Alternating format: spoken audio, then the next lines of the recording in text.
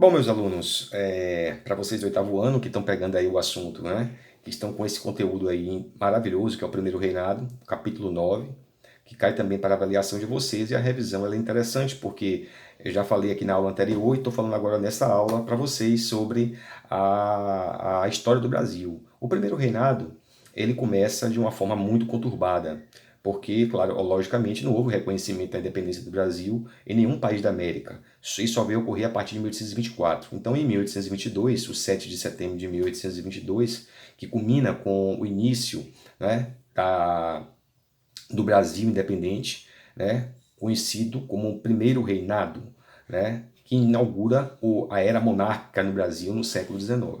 Portanto, o Primeiro Reinado ele é conturbado porque tem a parte política e tem também a parte social, que vai ser altamente conturbada. Na parte política, nós temos aí três fatos importantes que nós temos que analisar. Indiscutivelmente, a questão política do Brasil ela é muito conturbada no primeiro reinado, que vai de 1822 até 1831, mais ou menos, né? Com a abdicação de Dom Pedro I ao trono do Brasil.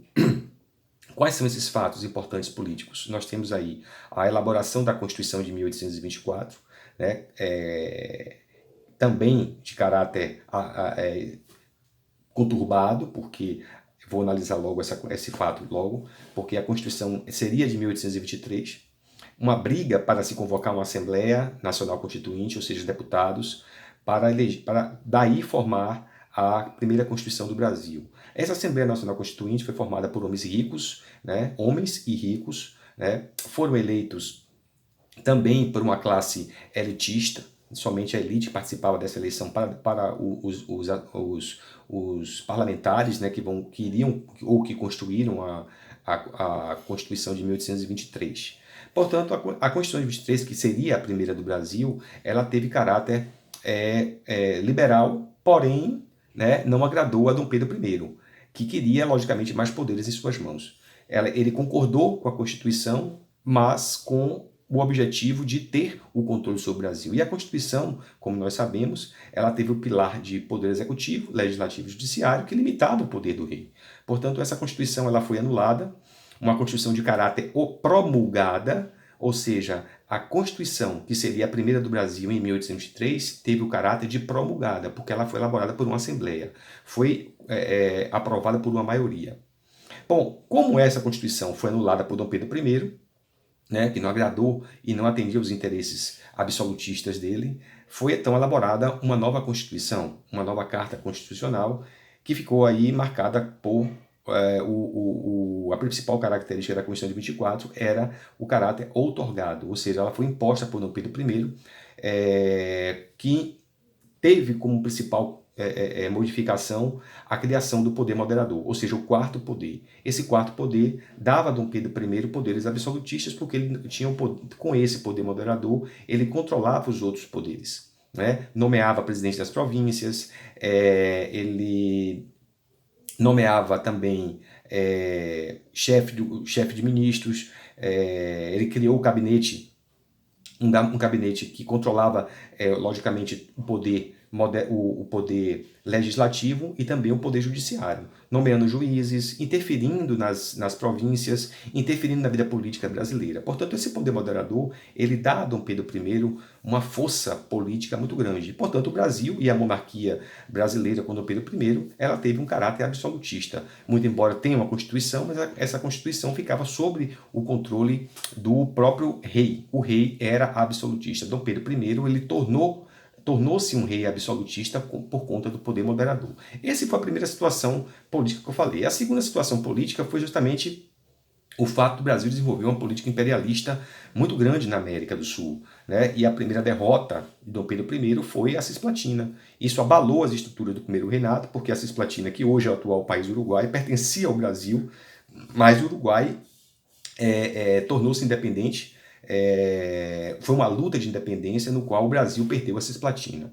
A perda da Cisplatina, em si, em termos econômicos, não se representou muita coisa, mas em termos políticos sim, porque isso abalou o prestígio de Dom Pedro I, isso mostrou que Dom Pedro I e sua política imperialista não iam ganhar força na América do Sul, já que todos os países da América do Sul eram uma república, menos o Brasil, que era monarquia. Então o Brasil, tipo assim, era uma persona não quista, né?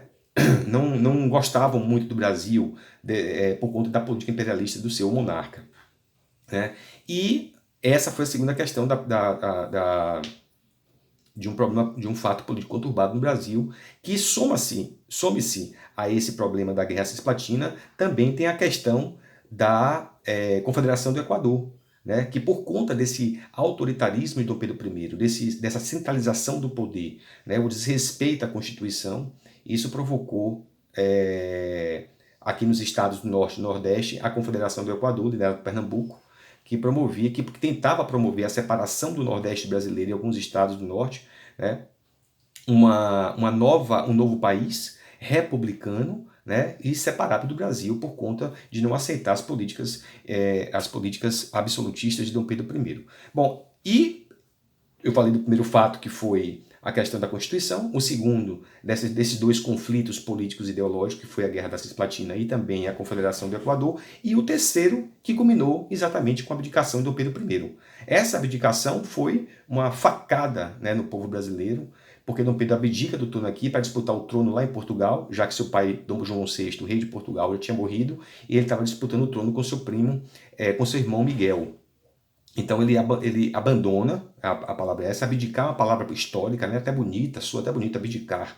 Mas na verdade foi abandonar mesmo o Brasil, porque o filho dele, Dom Pedro II, que também foi abandonado pelo pai, né? Não tinha condições de continuidade de governar o Brasil, isso é uma utopia. Então o Brasil passa por momentos caóticos, principalmente porque o período regencial, que vem logo a seguir ao primeiro reinado, também tornou-se um período muito conturbado, que a gente vai ver depois na próxima videoaula.